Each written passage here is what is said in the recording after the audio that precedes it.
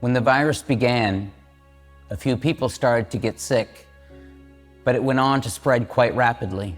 Men, women, and even children were all affected, including people of all races and economic backgrounds.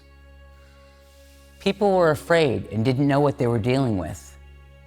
The government hadn't fully recognized the problem until many lives were lost, and entire communities began to feel the impact. These stories you are about to hear are just a few of the examples of how fragile the human condition is, and how judgment and stigma have been counterproductive to the compassion and understanding we all strive for within our communities. The ability to love and be loved is paramount in all our lives. It was the 1980s.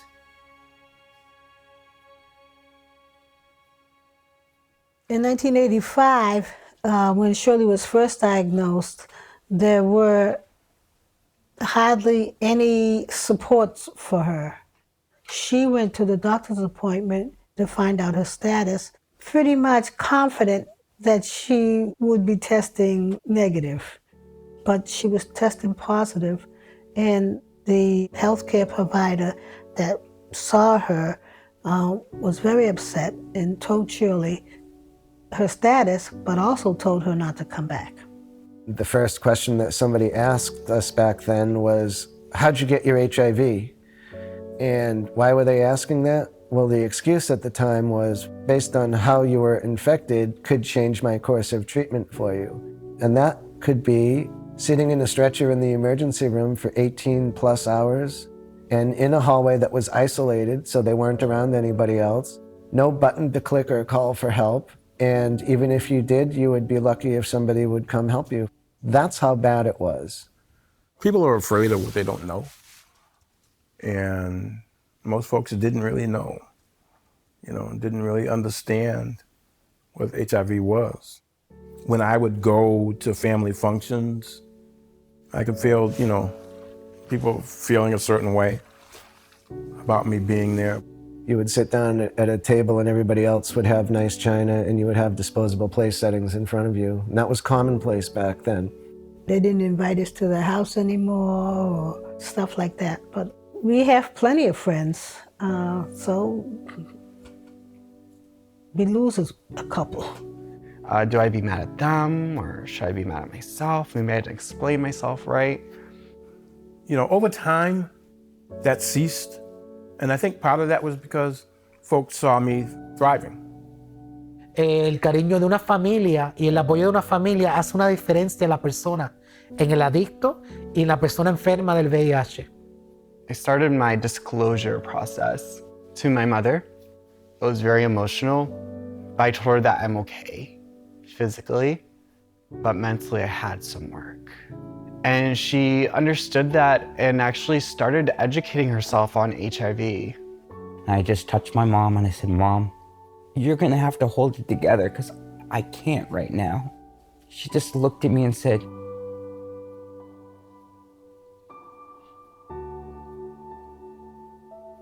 we're gonna be okay. We're gonna be okay. And you're gonna live. You're gonna live. My mother took it and understood it for what it was. My dad, not so much. Al principio mami no entendía y me recuerdo que ella le pasaba cloro a los toiles. Me sentí triste, pero mi mamá no lo hizo por mal. Porque yo sé que ella me quiere mucho. Yo sé que ella ha sido un support.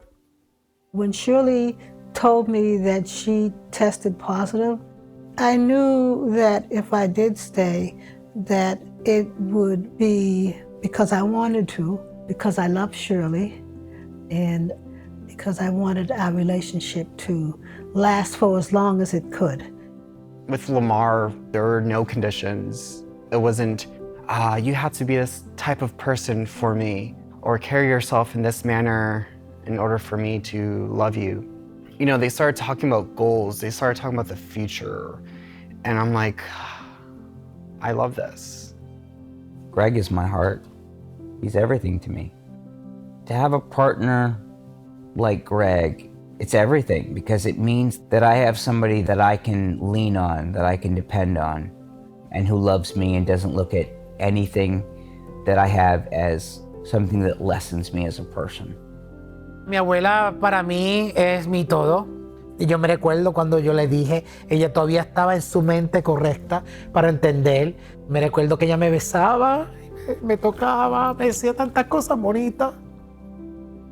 You know, one of the first things that I needed to do was make amends to my then 15-year-old son. Even to this day, that was probably one of the most difficult conversations that I've ever had.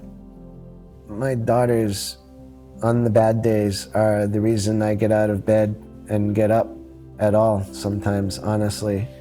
I vividly remember it was a Saturday morning, and one of them came up to me and started asking questions about HIV. And the question that got me, and is still even hard to talk about because it's an emotional baggage they don't need, was, well, you're going to be okay, right, Daddy? I can say that after all those years of me being a failed father in a lot of ways, that my son now gets it, and he's proud of his dad. We usually have a spread in the backyard. Everybody's invited, you know, that's family. There are no judgments that day. Everybody comes to eat. Well, there is a judgment because it's Shirley's food and everybody wants it. There was something that was motivating about fear that I think is missing today. The average time to death from diagnosis with HIV or an AIDS diagnosis was 6 to 18 months. I was around 13 or 14 years old overhearing a conversation with the providers and my parents, and the conversation was, you know, what should we expect? And I vividly remember them saying, well, enjoy the time you have with Darren and you'd be lucky if he makes it to 16. If you're diagnosed today, you're not going to have the health conditions that you would have like someone like me from 20 years ago, or somebody like friends of mine that have had it for 40 years. But at the same time, you look at life a little bit differently, or a lot differently, because you understand that if I don't take care of me, I will die. Hoy día les digo a ustedes, los jóvenes, cuando dicen, oh, I'll take PrEP, I'm gonna be fine. Girl, no. I want to see people stop dying. They still are. Not in the percentages that we used to, but there's still a lot of people who we've lost over the years.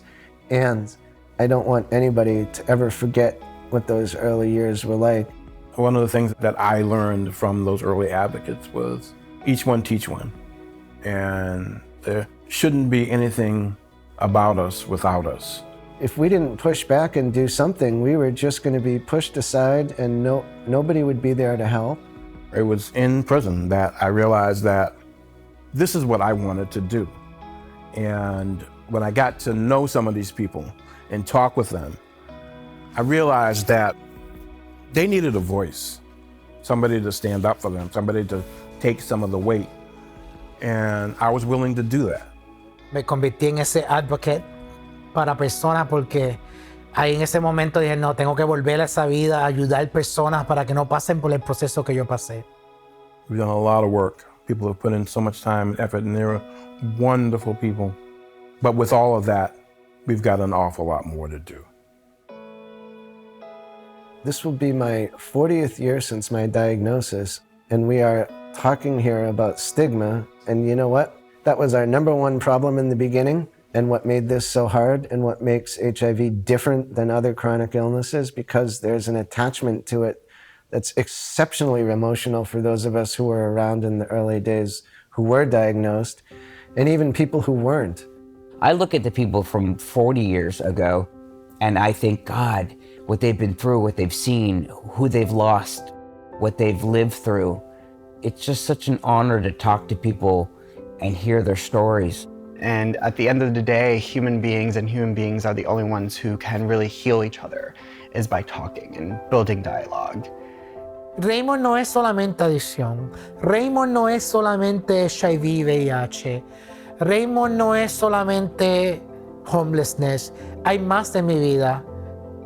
I am a person living with HIV, but I have goals, and I want to continue living life.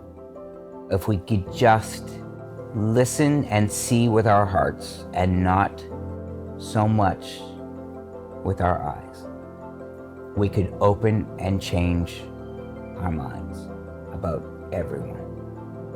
You can live and live productively and have a whole life and be HIV positive and have relationships and all of that, you know, and that's a beautiful thing. It's only one life. You're gonna live it. You might as well live it the way you want to live it and be happy. It is through education and advocacy that we begin to look beyond an HIV diagnosis. We start to see each other as human beings, interconnected as a society. It's been almost 40 years since the height of the epidemic, and yet many of the challenges still remain. These stories are just a few of the examples of perseverance, strength, and love. I find my strength in my partner, family, friends, and community who show me respect and kindness. I find it through my love of acting on stage. But real life is not theater. It's about the connections we make with one another. Our message to you is that you already know and love someone living with HIV. You might be their spouse, partner, or ally, whether you know it or not. You may have even seen parts of yourself in the stories you've heard. Our strength as a whole lies in our ability to see each other fully, beyond a diagnosis. Love transcends HIV, and compassion binds us together.